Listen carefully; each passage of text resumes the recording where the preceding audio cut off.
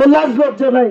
তুই এখন বল আমার গ্রাম শান্তিতে থাক, আমার এখানে দ্বিধাদ্বন্দ্ব নাই। তুই এখানে দুই ভাগ করতেছিস, দুই ভাগ করে ঝগড়া লাগাই দিচ্ছিস কেন? তুই জানিস তোর আজকে যারা শেল্টার দিচ্ছে তারা কদিন পরে তোরই লাগবে।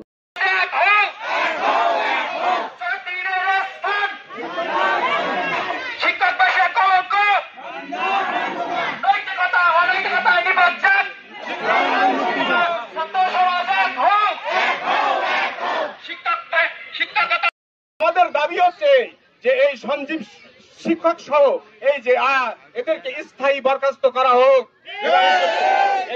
এবং যদি এই বরখাস্ত করা না হয় তাহলে আমরা পরবর্তীতে আরো বড় প্রোগ্রাম দিতে বাধ্য হব।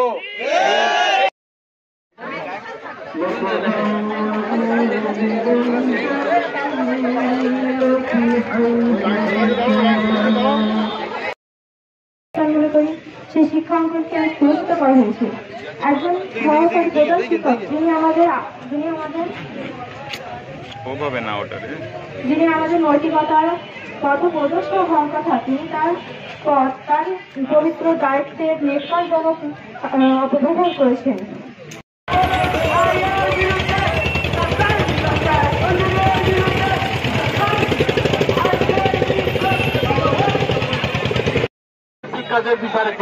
বিচার দেওয়ার জন্য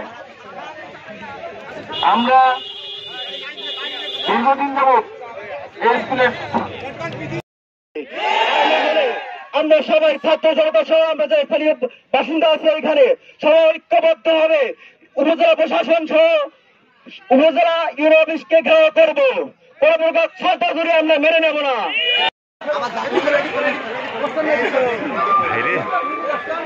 সামনে যাবি